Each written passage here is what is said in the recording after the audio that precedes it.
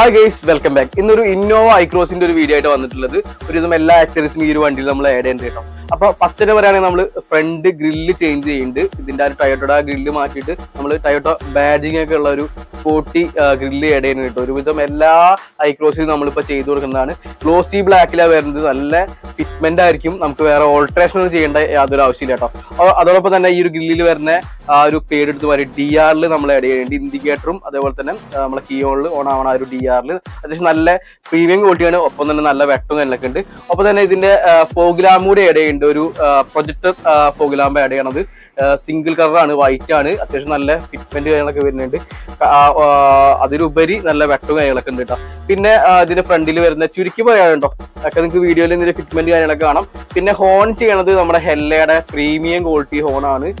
അതിൽ റീപ്ലേസ്മെന്റ് ഉള്ളതാണ്. 2 വർഷം റീപ്ലേസ്മെന്റ് വാറണ്ടി കാര്യങ്ങളൊക്കെ കമ്പനി തരുന്ന ഒരു ഹോണാ ചെയ്യണത് കേട്ടോ. ഇലക്ട്രോണിക് തമ്പ് ഹോൺ എന്ന് പറഞ്ഞിട്ടുള്ളത്.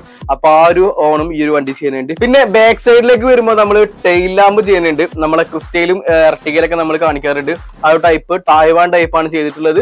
അത്യാവശ്യം നല്ല മാട്രിക്സ് ടൈപ്പോടെയാണ് ഈ ഒരു സംഭവം വരുന്നത്. നല്ല രസമാണ് കാണാനായിട്ട്. അപ്പൊ ആ ഒരു സംഭവം ഏടെയുണ്ട്. ഒപ്പം തന്നെ അതിന്റെ തൊട്ട് താഴത്തുള്ള ഒരു ബമ്പറിൽ വരുന്ന റിഫ്ലക്ടർ മാറ്റിയിട്ട് അത് ഡമ്മി ആയിരിക്കും ഉണ്ടാവുക. അത് മാറ്റിയിട്ട് നമ്മൾ അതിൽ LED സെറ്റ് ചെയ്യുന്നുണ്ട്. അതിലും മാട്രിക്സ് ടൈപ്പാണ്. 3 ടൈപ്പിൽ ആ ഒരു ലൈറ്റ് കാര്യങ്ങളൊക്കെ വരുന്നുണ്ട്. പാർക്ക് ലൈറ്റ്, അതുപോലെ ഇൻഡിക്കേറ്ററും ബ്രേക്ക് കാര്യങ്ങളൊക്കെ വരുന്നുണ്ട്.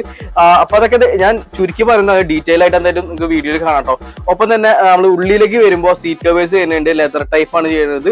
അതും നമ്മുടെ ഡോർ പേഡിലും അതേപോലെ തന്നെ ഫ്രണ്ട് ഡാഷ്ബോർഡിന്റെ ആ ഒരു പോർഷനിലൊക്കെ ബ്ലാക്കിഷ് ആയിരിക്കും ഉണ്ടാവുക. അതുമായിട്ട് നമ്മൾ ഈ ഒരു സീറ്റ് കവേഴ്സ് ചെയ്യണ സെയിം മെറ്റീരിയൽ റാപ്പ് ചെയ്യുന്നുണ്ട് കേട്ടോ. പിന്നെ കൂടാതെ സ്പെഷ്യൽ വർക്ക് ആയിട്ട് നമ്മൾ 360 ഡിഗ്രി ചെയ്യുന്നുണ്ട്. ഇതുവരെ കാണിക്കാത്തൊരു ഇൻഫർടൈൻമെന്റ് ആണ്. എന്നാലും നിങ്ങൾക്ക് ഈ ഒരു വീഡിയോ കാണാം. 13.3 ഇഞ്ചാണ് ഈ ഒരു സ്ക്രീൻ സൈസ് കാര്യങ്ങളൊക്കെ വരുന്നത്. ഒരുപാട് ഫീച്ചേഴ്സ് ഒക്കെ ഉള്ളൊരു സ്റ്റീരിയാണ്. അപ്പൊ ഇതൊക്കെ തന്നെയാണ്. ഇനി എന്തെങ്കിലും വിട്ടുപോയെങ്കിൽ എന്തെങ്കിലും വീഡിയോ കാണാം. അപ്പൊ എന്തായാലും നമുക്ക് വീഡിയോക്ക് പോവാം.